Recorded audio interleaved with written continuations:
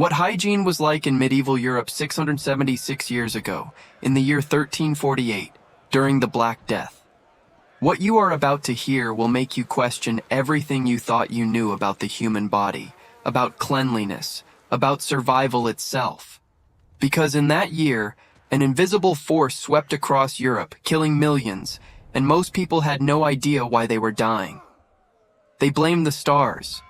They blamed sin. They blamed the air.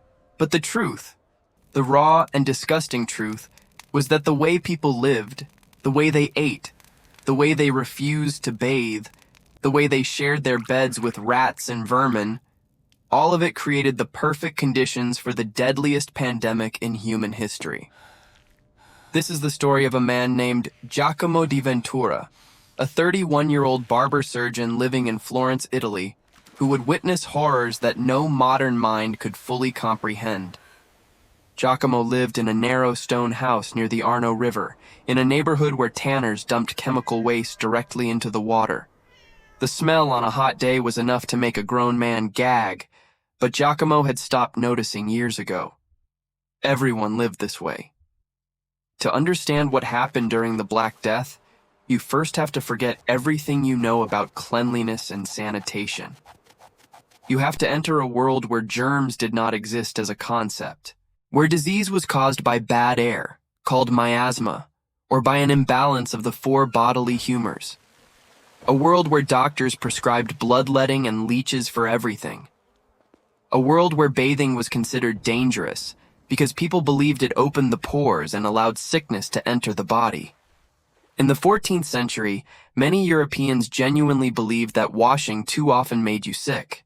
Public bathhouses had once been common, especially in cities with Roman heritage. But by 1348, the church had grown suspicious of them, viewing them as places of sin and moral corruption. Gradually, bathing fell out of favor. A peasant might go months without a proper bath. Even the wealthy bathed perhaps once a month. Instead, people practiced spot cleaning, washing hands and face with a basin of water. But full-body bathing was simply not part of life. Giacomo washed his hands more than most because his work demanded it. He cut hair, pulled teeth, lanced boils, and let blood from patients. His hands were often covered in blood and pus, so he rinsed them in a bucket between patients. But the water was rarely changed. His instruments were never sterilized. He might wipe a blade on his apron before using it on the next person. That was the standard of care. The streets of Florence were equally appalling. There was no sewage system. Human waste was collected in chamber pots and dumped into the streets or thrown out windows. Cesspits overflowed during heavy rains, sending rivers of sewage through narrow alleys. Pigs roamed freely, eating garbage and leaving their own waste everywhere. Butchers slaughtered animals in the open. Blood and offal ran along the cobblestones. Tanners processed hides using urine and feces, and the runoff flowed into rivers. And this contaminated water was what most people drank. Inside homes, conditions were no better. Houses were small, cramped, and poorly ventilated. Families slept on straw pallets that were rarely changed, becoming infested with fleas, lice, and bedbugs. People itched constantly, but thought nothing of it. Lice were a normal part of life. Mothers picked them from their children's hair as routine grooming. Fleas were equally common, and they are critical to this story, because the rat flea, Xenophila chiapis, was the primary way the plague bacterium Yersinia pestis jumped from rats to humans. But nobody knew this. The flea was just another annoyance. Clothing was worn day after day without washing. Laundering involved soaking garments in water, wood ash, and human urine, then beating them on rocks. It was so labor-intensive that people washed clothes as rarely as possible. The smell of an average person in 1348 would be unbearable to a modern nose. But in a world where everyone smelled this way, it was simply normal. Giacomo's wife, Alessandra, was slightly more fastidious. She washed her face with rosewater each morning, swept the floors daily, scattered fresh herbs to mask odors, and changed the bedding straw monthly. But even her efforts were inadequate by any modern standard. The herbs masked smells, but did nothing to kill bacteria. The rosewater cleaned superficially, but could not protect against the countless pathogens in the environment. This was the world into which the Black Death arrived. A world of open sewers, contaminated water, unwashed bodies, and vermin-infested homes. A world perfectly designed to facilitate a catastrophic pandemic. And in early 1348, rumors began reaching Florence from the east, from the ports of Sicily and Genoa, of a terrible sickness that killed with terrifying speed. Rumors of cities where the dead outnumbered the living. Giacomo heard these rumors in the marketplace, but he did not yet understand what was coming. The spring air was warm and sweet, and beneath that sweetness was the familiar stench of the city. Rats moved in the shadows, fleas jumped from host to host, and somewhere in the blood of a black rat on a merchant ship, a microscopic bacterium multiplied silently, waiting. Check if you are already subscribed to this channel, because every week we reveal the hidden truths behind history that will change how you see the world. If you are not subscribed yet, you are missing stories that no school ever taught you. Subscribe now and turn on the bell. It was late March when Giacomo first saw a case he could not explain. A dock worker named Enzo came into his shop, gray-faced and trembling. Enzo was a big man, strong from years of hauling cargo. He had always been healthy, but now he moved like every step caused pain. "I need you to look at something," Enzo said. He lifted his arm, revealing a swelling in his armpit the size of a hen's egg. It was dark, almost black, and the skin around it was stretched tight and hot. Giacomo had seen swollen lymph nodes before, but never like this. The size and color were unlike anything in his experience. "When did this appear?" Giacomo asked. "Yesterday morning. It was small then, but the pain is like fire." Giacomo recommended rest, wine mixed with honey, and warm compresses. It was the best he could offer. He had no antibiotics, no understanding of bacterial infection. He was working in the dark. Enzo never came back. 3 days later, Giacomo learned the dock worker was dead. The swelling had grown. New ones appeared in his groin and neck. High fever, delirium, dark spots on the skin, vomiting blood, then death. 5 days from first symptom to last breath. Enzo's wife and 3 children followed within a week. In the weeks that followed, Giacomo saw more patients with identical symptoms. The swellings, later called buboes, appeared in armpits, groins, and necks. Patients developed fevers, vomiting, diarrhea. Dark spots appeared on their skin, marks that medieval people called God's tokens, a sure sign of death. The mortality rate was staggering.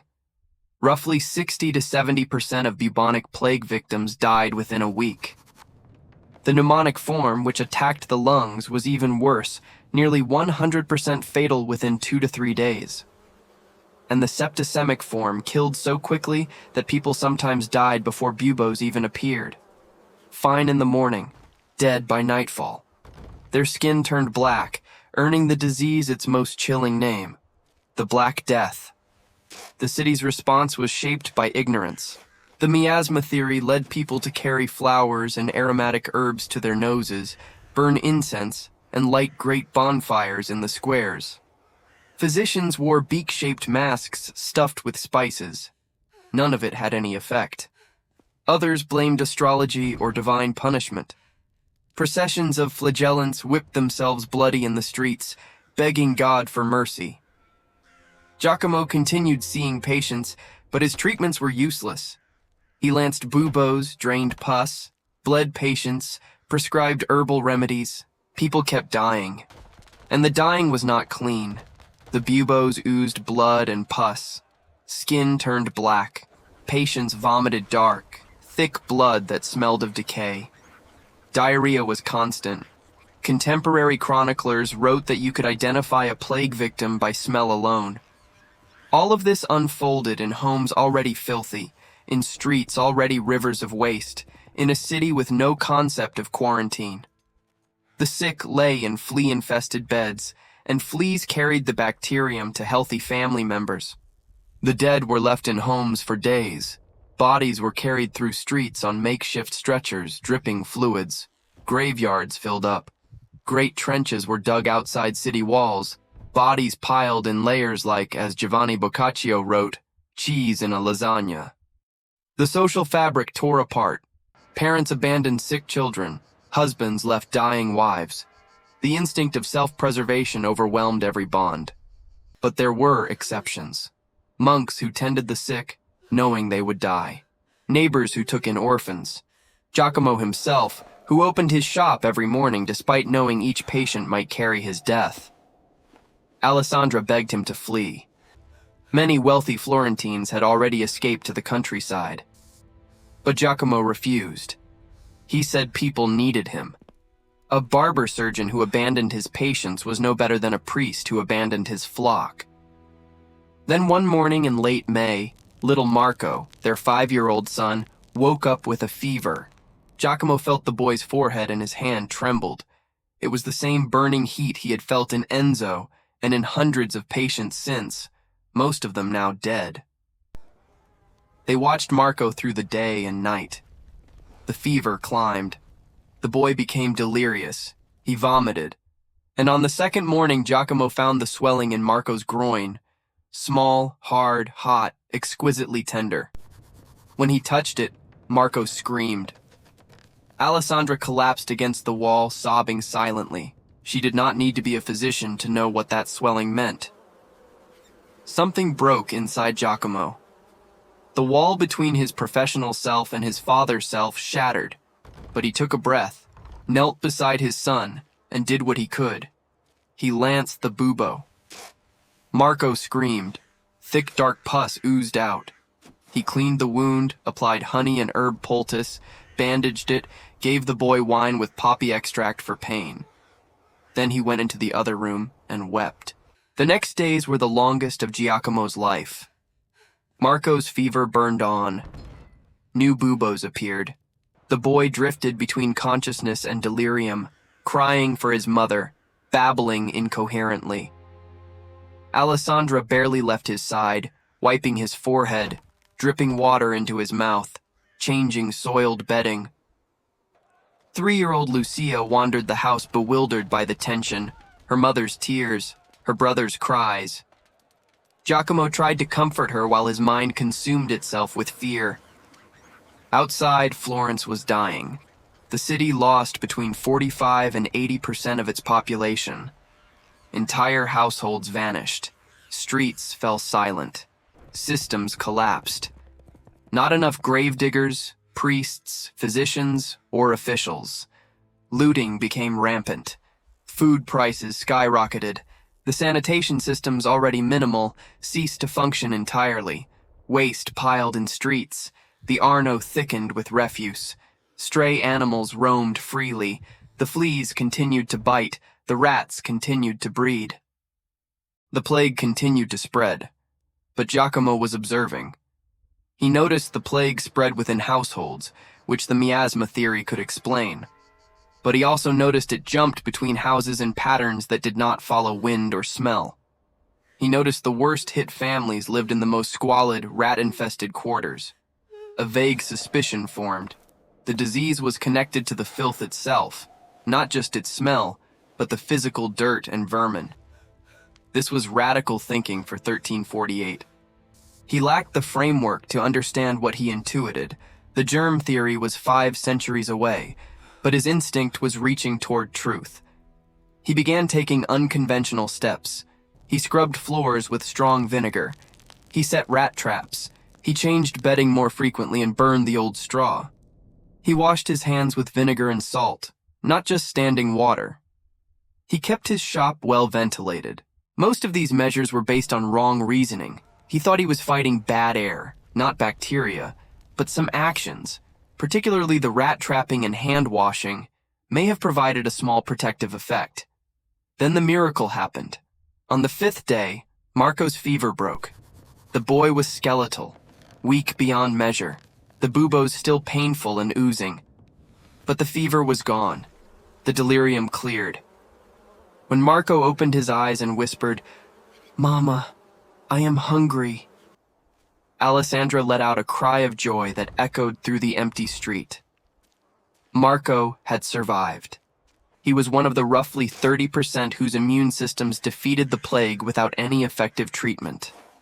Luck, youth, and perhaps his father's crude hygiene measures had tilted the odds. Lucia developed a mild fever that same week. 3 sleepless nights followed, but no buboes appeared. The fever passed, and whether she had fought off an early plague exposure or simply caught a childhood illness, they would never know. Both children were alive. In the Florence of 1348, that was a miracle.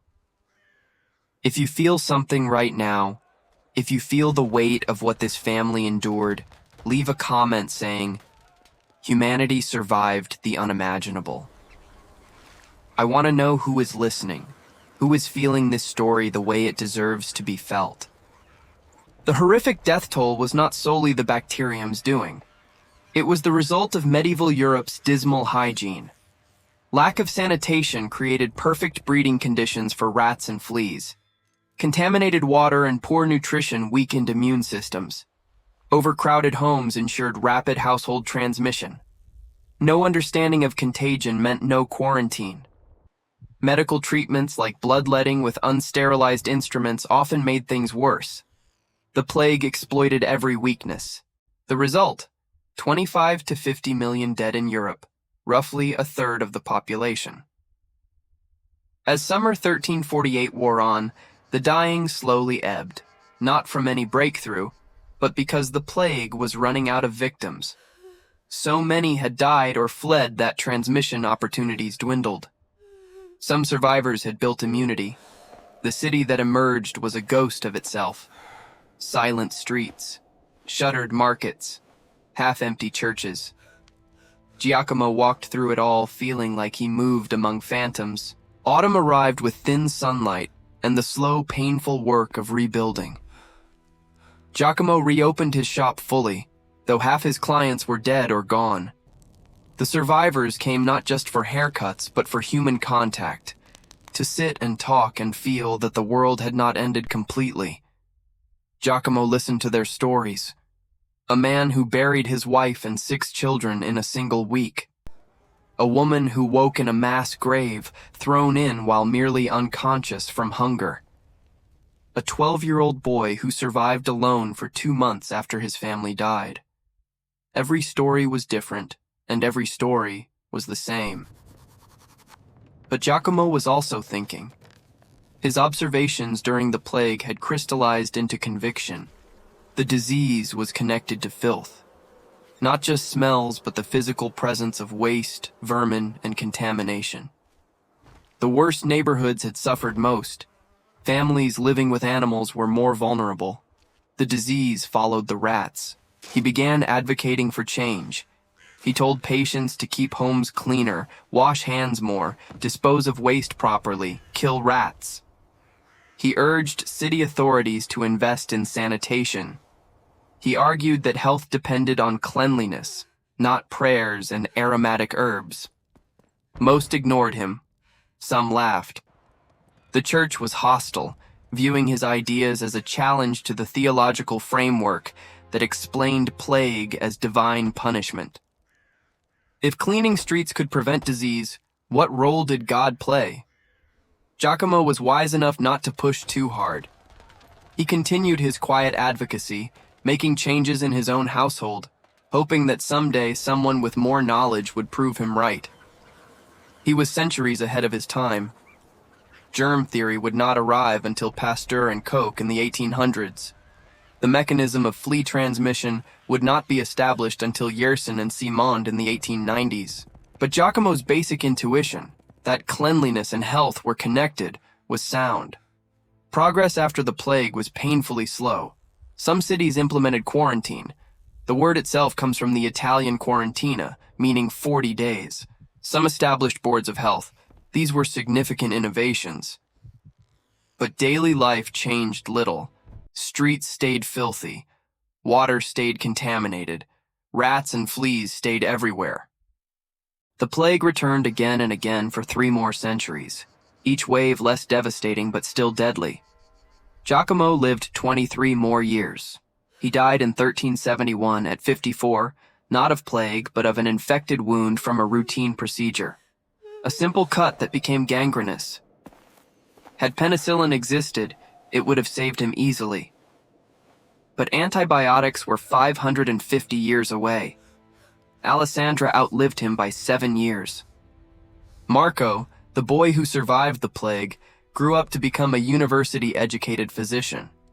He never forgot the fever, the buboes, the taste of poppy-laced wine, and he never forgot his father's conviction that cleanliness mattered. He passed these beliefs to his students, who passed them to theirs, link by link through centuries, until the truth Giacomo had intuited was finally proven by science. Lucia grew into a strong woman who married a cloth merchant and bore 6 children, 4 surviving to adulthood, better than average for the time. She remembered almost nothing of the plague year, only her mother's scrubbing, the smell of vinegar, and her father's cool, steady hands checking her forehead for fever. The story of hygiene in medieval Europe is a story of humanity's slow awakening. For centuries, people lived in conditions that seem incomprehensible today. They did not know bacteria existed. They believed illness came from bad air or divine will. They drank contaminated water, lived with vermin, bathed rarely, and surrounded themselves with filth. The Black Death was the most devastating consequence, but dysentery, typhus, cholera, and typhoid killed millions too. Infant mortality was staggering, 1 in 3 children dying before age 5 from diseases that basic sanitation could have prevented. Yet these people were not foolish. They operated within the limits of their knowledge. When Giacomo washed his hands in standing water, he believed he was being hygienic. When Alessandra scrubbed with vinegar, she believed she was protecting her family. The tragedy is not willful negligence, but profound, systemic ignorance that could only be overcome through centuries of science. This is ultimately a story of hope. Not because the events are hopeful, they are horrifying, but because they show how far we have come. That we can look back with shock proves the progress humanity has made. We have clean water from taps, diseases treated with pills, a cut that does not have to kill. But it is also a warning. The boundary between civilization and catastrophe is thinner than we think. The systems we take for granted require constant investment. Complacency is the enemy of health. The filth we ignore today could be tomorrow's crisis. Giacomo knew this imperfectly in his own way. He could not prove it, could not explain the mechanism, could not convince the world. But he was right. And 7 centuries later, standing on his shoulders and millions like him, we keep the plague at bay not with prayers and pomanders, but with soap and science and the hard-won wisdom of the dead. If you watch this far, it is because this story touched something deep inside you. Please subscribe to this channel because every story we tell is a bridge between the past and the present, and you deserve to cross it. If you watched all the way to the end, leave a comment saying, "I watched until the end," so I can get to know you and know who truly loves the stories on this channel. Your comment means the world to me and helps this video reach more people who care about history. If this story moved you, hit the like button so more people can find it. And if you know someone who would appreciate this journey into the past, share this video with them. History was never meant to be experienced alone.